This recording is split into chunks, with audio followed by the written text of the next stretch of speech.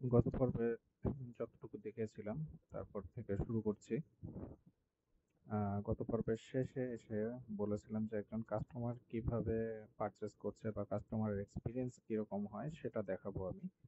তো এখন সেটা দেখাতে যাচ্ছি। প্রথমে অ্যাজ এ কাস্টমার আমি জাস্ট সাইটে আসলাম। সাইটে আসার পরে এখান থেকে আমি যে কোনো একটা প্রোডাক্ট পারচেস করব। ধরলাম এটাই পারচেস করছি। এটা যে একটু কার্টে চলে গেছে। যেহেতু আচ্ছা, এখানে একটা প্রশ্ন আছে যে কেন এখানে অ্যাড টু কার্ট দেখাচ্ছে, বাকিগুলোতে সিলেক্ট অপশন দেখাচ্ছে? এর কারণ হচ্ছে এই প্রোডাক্টের কোনো ভেরিয়েশন নাই, এই একটাই আপলোড করা। সে কারণে এটা সরাসরি অ্যাড টু কার্ট। আর এগুলোতে অপশন আছে, সাইজ আছে বিভিন্ন রকম, সেজন্য এগুলাতে সিলেক্ট অপশন দেওয়া আছে। আচ্ছা, আমি প্রোডাক্টটা নিয়েছি, এখন কার্টে আসলাম। কার্টে এই যে প্রোডাক্টটা দেখাচ্ছে, দুইবার আমি সিলেক্ট করেছিলাম, সেজন্য দুইবার হচ্ছে, আমি কমিয়ে একটা করে নিলাম।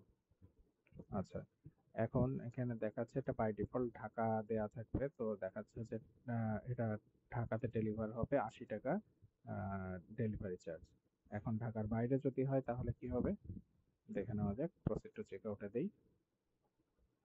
এখানে কাস্টমারকে যেটা করতে হবে যে বিলিং ইনফরমেশন দিতে হবে, নাম দিতে হবে। আমি একটা নাম দিয়ে দিলাম। এরপরে হাউস নাম্বার কিছু একটা দিলাম আমি। এটা ঢাকা ডিস্ট্রিক্ট আছে, আমি ধরলাম যে এটা ঢাকা না, এটা রংপুর।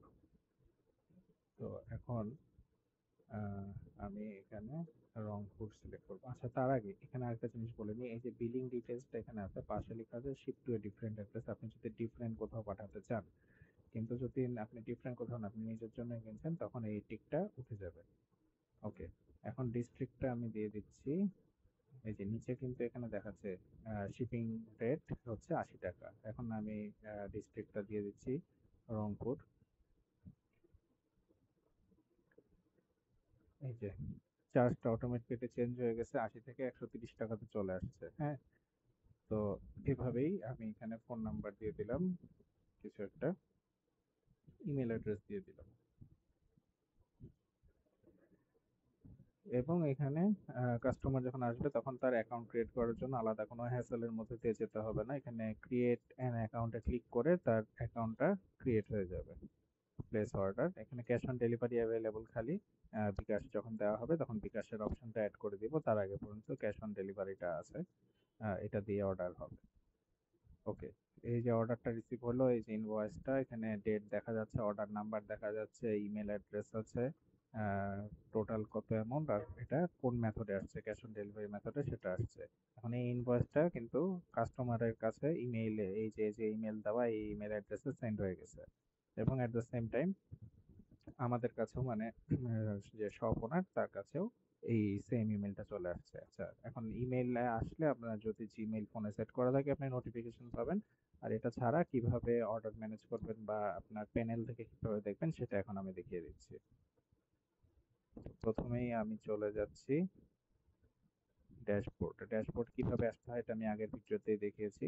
এখান থেকে আমরা চলে যাব ওই যে ই-কমার্সে। ই-কমার্সে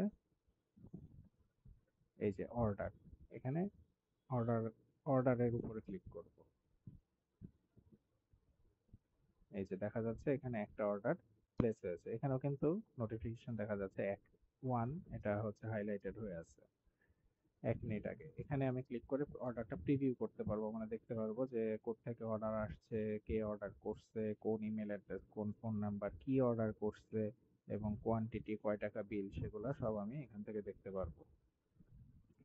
দেখেন ভালো করে এই জিনিসটা লক্ষ্য করেন, এখানে কিন্তু প্রসেসিং লেখা আছে। হ্যাঁ, হুম, তো আমি এখানে যে কোনো জায়গায় ক্লিক করলে অর্ডারটার ভিতরে ঢুকতে পারবো। এই যে অর্ডারটার ভিতরে ঢুকছি, এই যে ইনফরমেশন গুলো এখানে দেওয়া আছে কাস্টমারের। এখন আহ, এই অর্ডারটা তো আমি পেয়েছি, কোথায় যাচ্ছে, কত টাকা ডেলিভারি চার্জ, সবই এখানে ইনফরমেশন আছে। এখন আম, এবং এটার সাথে কাস্টমার কোন ডিভাইস থেকে অর্ডার করছে, সে কি কোথাও থেকে রিডিরেক্ট হয়ে আসছে না ডিরেক্ট এই সাইটে ঢুকছে সেটাও শো করবে, কয়টা পেজ সে দেখছে সেটাও শো করবে।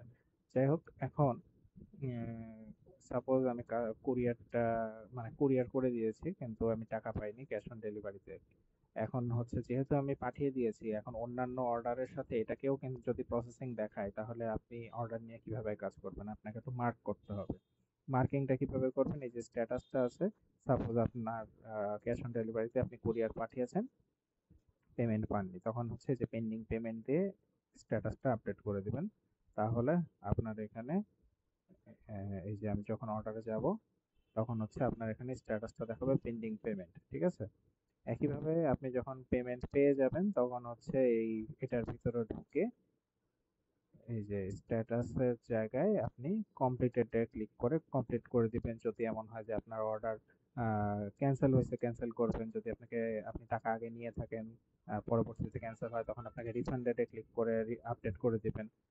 তো এখন এই যে ধরে নিলাম এটা কাস্টমার পেয়ে গেছে, টাকাও দিয়ে দিচ্ছে, আমি এটা কমপ্লিটেড করে ক্লিক করে কমপ্লিটেড করে দিলাম। এটা কেন করতে হবে? যেন হচ্ছে আপনার আপকামিং যেগুলো অর্ডার আছে সেগুলো তো অনপ্রসেস থাকবে, সেগুলোর সাথে যেন মিশে না যায়, সেজন্য এটার স্ট্যাটাসটা আপনার আপডেট করে দিতে হবে। এটার স্ট্যাটাসটা আপডেট করে দিলাম, এই যে এখানে আপনার সমস্ত কিছু, এই যে এটা এখন পেজ দেখাচ্ছে। ওকে, এখন যদি আমি ইয়েতে যাই, অর্ডারসে যাই, আমি দেখতে পাবো ওই যে অর্ডারস ওয়ান আর এখন নাই, এটা জিরো হয়ে গেছে। রিপোর্টসে যদি আমি যাই এখান থেকে, রিপোর্টসেও কিন্তু হচ্ছে আমার এখানে একটা রিফ্লেকশন আসবে। এটা অবশ্য লাস্ট 7 দিনের দেখাচ্ছে, এর জন্য এখনো আসেনি। রিপোর্টসেও একটা রিফ্লেকশন আসবে, আপনি এখান থেকেও সেলস ট্র্যাক করতে পারবেন। তো এই মোটামুটি আমাদের কিভাবে অর্ডার করতে হয় বা কিভাবে অর্ডার রিসিভ করতে হয়, কিভাবে স্ট্যাটাস চেঞ্জ করতে হয়, এইগুলো সবকিছু দেখিয়ে দিলাম। তো আশা করি প্রোডাক্ট আপলোড করা বা অর্ডার ম্যানেজমেন্টে নিয়ে আপনাদের আর কোনো সমস্যা থাকবে না। তারপরে যদি কোথাও কোনো বিষয় থাকে তাহলে সেটা অবশ্যই আমি পরবর্তী ভিডিওতে আপনাদেরকে দেখিয়ে দিব।